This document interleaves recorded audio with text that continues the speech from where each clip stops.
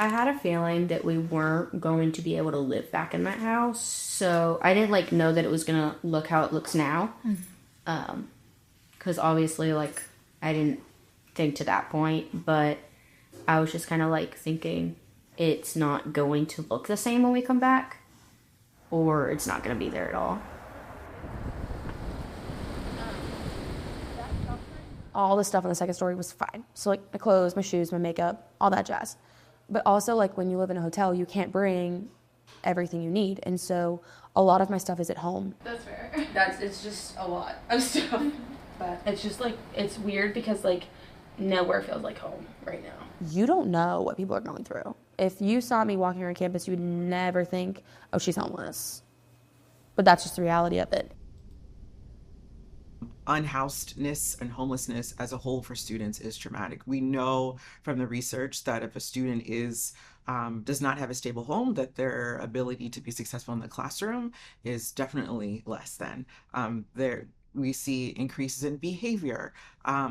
Just all of the factors that signify a student cannot be successful. We absolutely see that whenever we're looking at students who do not have a home. Lessons from the storm that stood out for me was first realizing the fragility of things and how quickly something like that can just come out of nowhere and you don't expect it, and that's kind of scary. And realizing how much humanity and humans care about each other. The recommendation is that they also think of those who were supporting those students. If an educator is feeling more confident in their ability to educate, they're feeling more self-efficacious about their quality, their content, then the students are going to do well. But if the educators are not feeling that, if they are worried about their home, if they don't have clothing because it was destroyed in a disaster, and then don't have the supplies to recover that or recoup that, their ability to be successful as educators within the classroom diminish.